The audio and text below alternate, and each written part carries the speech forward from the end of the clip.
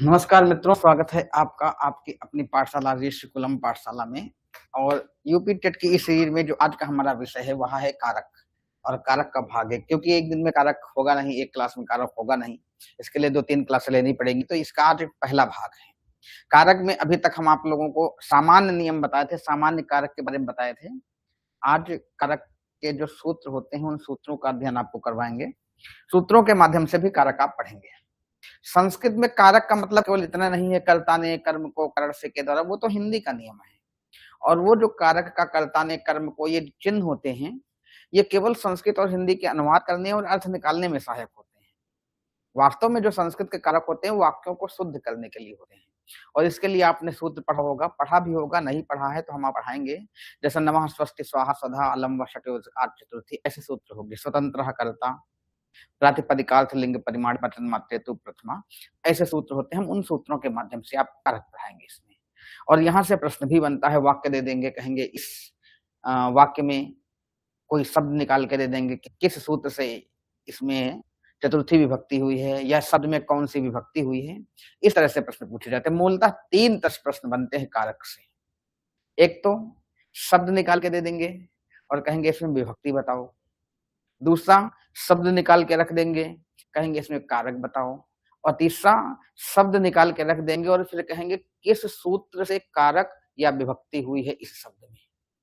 तो इस प्रकार से आपको 3 तरह से प्रश्न देखने को मिलते हैं। बाकी तो और घुमा घुमा करके प्रश्न पूछेंगे, लेकिन उनका जो मूल आधार होगा वो यही 3 होगा कि शब्द में विभक्ति बताओ, शब्द में कारक बताओ, या शब्द में किस सूत्र से फला कारक और फला विभक्ति हुई है ये बताओ। तो 3 तरह से प्रश्न बनते हैं दोस्तों।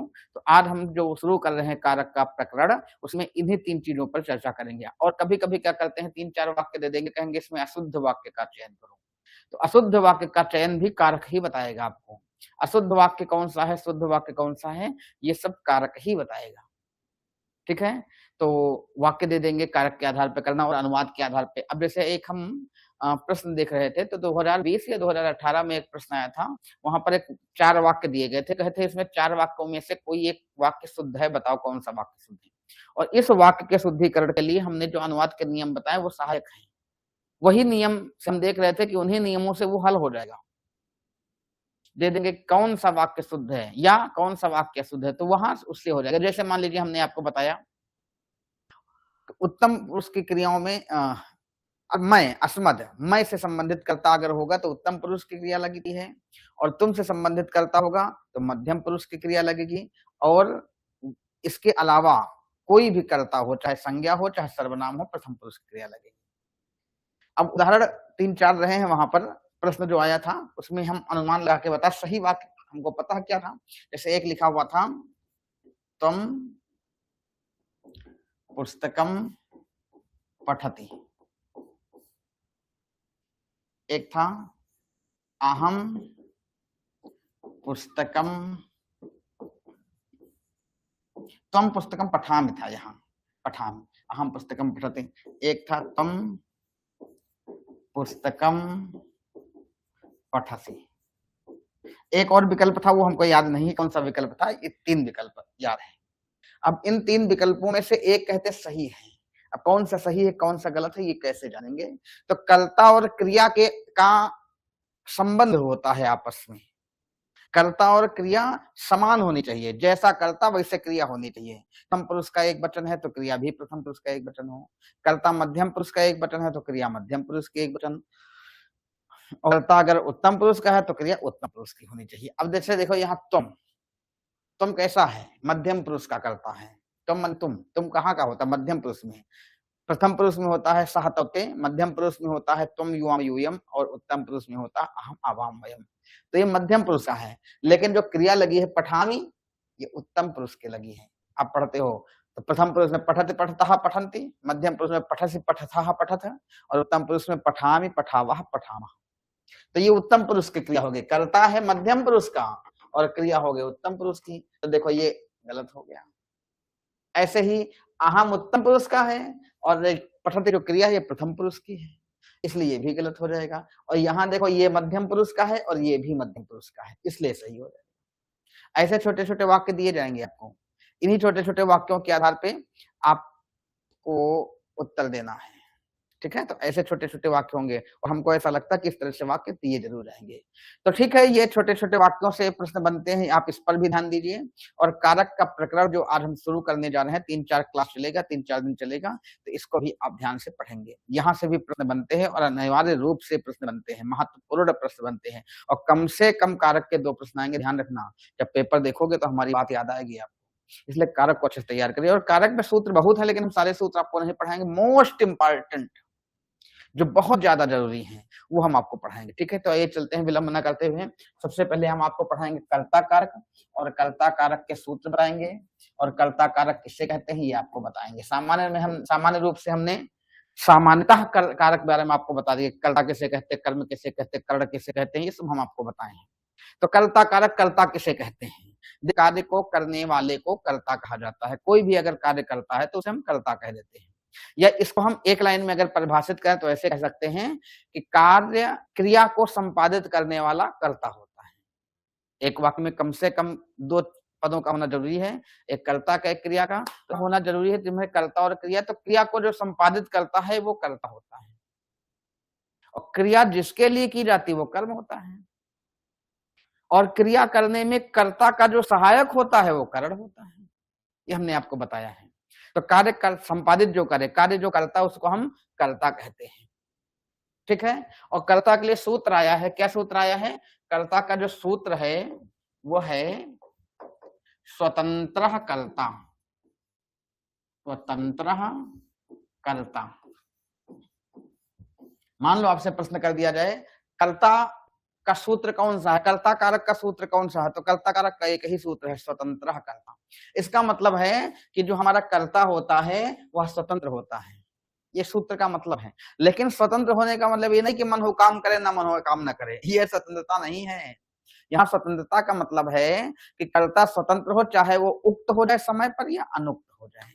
उक्त और अनुक्त का मतलब यह है कि चाहे वो अपने आप को उक्त कह ले, मतलब प्रमुख दिखा दे, या गौड़ दिखा दे। गौड़ कर्ता को अनुक्त कहते हैं और मुख्य कर्ता को उक्त कहते हैं। ये आपको जो है हम वाच्य वाले प्रकरण में पढ़ाएंगे, वहां उक्त अनुक्त की चर्चा होगी। या जब कर्ता प्रधान होता है तो उक्त कर्ता कहा जाता है और जब कर्ता अप्रधान होता है तो अनुक्त कर्ता कहा जाता है। वैसे तो वह आपने पढ़ा होगा 3 वाच्य होते हैं, कर्तृवाच्य, कर्मवाच्य, भाववाच्य। कर्तृवाच्य का कर्ता प्रधान होगा, इसीलिए उसको कहते हैं कर्तृवाच्य। और कर्मवाच्य का कर्ता प्रधान नहीं होगा, वहां कर्म की प्रधानता होगी, वहां कर्म प्रधान हो जाएगा, कर्ता प्रधान नहीं रह जाएगा। तो इसलिए कर्मवाच्य के कर्ता को अनुक्त कर्ता कहते हैं। बाकी हम अब उक्त अनुक्त की चर्चा विशेष करके लिख कराएंगे आपको। इसमें क्या कहते हैं, वाच्य वाले प्रकरण में। वाच्य 3 होते हैं संस्कृत में, कर्तृवाच्य, कर्मवाच्य और भाववाच्य। ठीक है, तो कर्ता स्वतंत्र होने का मतलब है कि वो अपने अनुसार कभी उक्त हो जाएगा, प्रधान हो जाएगा, कभी गौड़ हो जाएगा, इसलिए कर्ता को स्वतंत्र कर्ता कहा गया। ध्यान रखना। और स्वतंत्र कर्ता का मतलब ये नहीं होता है कि कर्ता स्वतंत्र कर्ता का मतलब है मन हो काम करे ना मन हो काम करना करे, ये कोई मतलब इसका नहीं है। तो सूत्र है क्या? स्वतंत्र कर्ता, स्वतंत्र कर्ता, अर्थात कर्ता कैसा होता है? स्वतंत्र होता है। ठीक, कर्ता के बारे में यही इतना बताया जाता है कि कर्ता से वाक्य लिख दिया जाता है, राम पुस्तक पढ़ता है, राम पुस्तक पढ़ता है। अब इसमें देखे 3 पद हैं, एक राम है, एक पुस्तक है, एक पढ़ता है, पढ़ना है। तो पढ़ना क्या है? क्रिया हो गई। अब बता राम और पुस्तक, तो इसमें कार्य कौन कर रहा है? राम कर रहा है, इसलिए राम करता हो जाएगा। और पुस्तक पर क्रिया का भार पड़ता है, इसलिए पुस्तक क्या हो जाएगा? कर्म हो जाएगा। कर्ता क्रिया को करने के क्रिया करता है जिसके लिए, किसके लिए पढ़ाई कर रहा? पुस्तक के लिए। अब यूं ना कह देना कि सरकारी नौकरी के लिए पढ़ाई कर रहा, वो अलग बात है। क्रिया जिसके लिए कर रहा, क्रिया का भार जिस पर पड़ रहा है वो कर्म कहलाता है। तो इस प्रकार से कर्ता द्वारा किया गया की गई क्रिया का जो भार जिस पर पड़ता है उसको हम कर्म कहते हैं और कर्ता स्वतंत्र होता है। ठीक है, यहां से प्रश्न बनेगा, पेपर में क्वेश्चन पूछा जाएगा कर्ता कैसा है, तो कह देना कर्ता स्वतंत्र होता है। सूत्र है स्वतंत्र कर्ता। ठीक है, उसके बाद फिर अब स्वतंत्र कर्ता में विभक्ति कौन सी होती है? कर्ता कारक में विभक्ति कौन सी प्रयोग की जाती है? तो ध्यान रखना, कर्ता कारक में प्रथमा विभक्ति होती है और कभी कभी कर्ता कारक में तृतीया विभक्ति भी हो जाती है।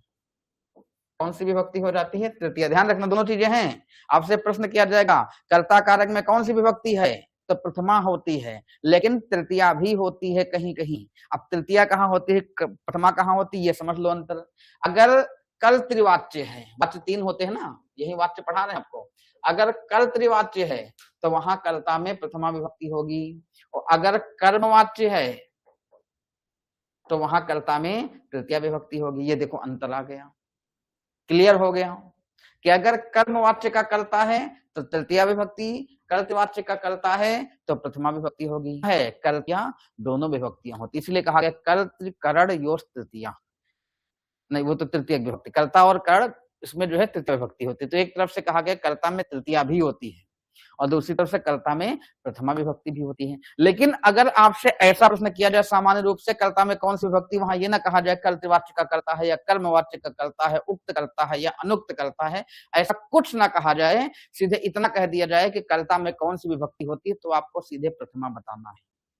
जब कर्तवाच्य, कर्मवाच्य, भाववाच्य आदि की चर्चा की जाए तो वहां पर आपको कर्ता में दोनों अलग अलग अंतर दिखाना है, कर्तवाच्य का कर्ता कैसा, कर्मवाच्य का कर्ता कैसा। लेकिन अगर जहां पर ये दोनों अंतर अलग अलग ना बताए जाएं, दोनों चीजें अलग अलग ना की जाएं, तो सीधे इतना प्रश्न किया जाए कि कर्ता में कौन सी विभक्ति है, तो उत्तर देना मेरे दोस्तों केवल प्रथमा विभक्ति होती है। और कर्मवाच्य और भाववाच्य इन दोनों का कर्ता जो है तृतीया विभक्ति का होगा। ठीक है, अब दूसरी चीज देखना, अगर कर्ता कर्मवाच्य भाववाच्य का होगा, अर्थात कर्ता में तृतीया विभक्ति होगी, तो उसी कर्ता को कहेंगे, क्या कहेंगे, अनुक्त कर्ता। यहां से प्रश्न बनेंगे, ध्यान रखना मेरे दोस्तों, कंफ्यूज बिल्कुल नहीं होना। और जब कर्ता में प्रथमा विभक्ति होती है तो उसको कहते हैं उक्त कर्ता। आप समझ गए उक्त कर्ता अनुक्त कर्ता का मतलब क्या है, फिर से एक बार समझना। कर्ता में कौन सी विभक्ति होती है, तो सामान्य प्रश्न हो कि कर्ता में कौन सी विभक्ति होती है तो सीधे कहना कर्ता में प्रथमा विभक्ति होती है, बस दोस्तों, बाकी कुछ कहने की जरूरत नहीं है। लेकिन जब अंतर दिखा दे कि कल त्रिवाच्य के कर्ता में या कर्मवाच्य के कर्ता में या भाववाच्य के कर्ता में कौन सी विभक्ति होती है, तो वहां क्लियर है, कल त्रिवाच्य के कर्ता में प्रथमा, कर्मवाच्य और भाववाच्य के कर्ता में तृतीया। और जब कर्मवाच्य भाववाच्य के कर्ता में तृतीया विभक्ति होगी तो उसको कहेंगे अनुक्त कर्ता। मतलब जब कर्ता तृतीयम रखा जाएगा, तृतीयम कब रखा जाता है, कर्मवाच्य और भाववाच्य में, और जब कर्ता कर्तृवाच्य में होगा तो उसको कहेंगे उक्त कर्ता। यही उक्त और अनुक्त का अंतर है मेरे दोस्तों, समझ गए। तो इससे प्रश्न बनते ही कर ले जाओगे, कोई दिक्कत, कैसे समझना। कर्ता कारक का सूत्र कौन सा है, स्वतंत्र कर्ता, अर्थात कर्ता स्वतंत्र होता है। काहे के लिए स्वतंत्र होता है, काम करे ना करे इसके लिए नहीं, उक्त रहने के लिए या अनुक्त रहने के लिए, प्रथमा में जाने के लिए या तृतीया में जाने के लिए, कल त्रिवाच्य बनाने के लिए या कर्मवाच्य बनाने के लिए, ये सब कर्ता के पर डिपेंड होता है। कर्ता के कारण कल त्रिवाच्य बनता है और कर्ता के कारण ही कर्मवाच्य और भाववाच्य बनता है। ठीक है, तो ये सब कर्ता का खेल है। ये जो 3 वाच्य पढ़ते हो, कर्तृ वाच्य, कर्मवाच्य, भाववाच्य, ये सब कर्ता का खेल है और कुछ नहीं है। तो इस तरह से कर्तृवाच्य के कर्ता में तृतीया प्रथमा होगी, कर्मवाच्य के और भाववाच्य के कर्ता में तृतीया विभक्ति होगी। और कार्य जो संपादित करता है, क्रिया को संपादित करने वाला कर्ता कहलाता है। जो क्रिया करे वही कर्ता होता है। ठीक है, अब ये कर्ता कारक था। उसके बाद अब प्रथमा विभक्ति देखिए, प्रथमा विभक्ति का सूत्र कौन सा हो, कर्ता कारक में कौन सी विभक्ति, वो हम आपको बता दें। कारक अलग है, विभक्तियां अलग होती हैं। अब कारकों में विभक्तियां रखी गई हैं, प्रथमा विभक्ति और प्रथमा विभक्ति का सूत्र कौन सा है, तो देखिए प्रथमा विभक्ति के लिए सूत्र क्या दिया गया है, इसका सूत्र क्या है, सूत्र दिया गया है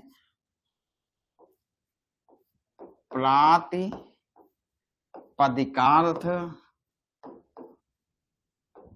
लिंग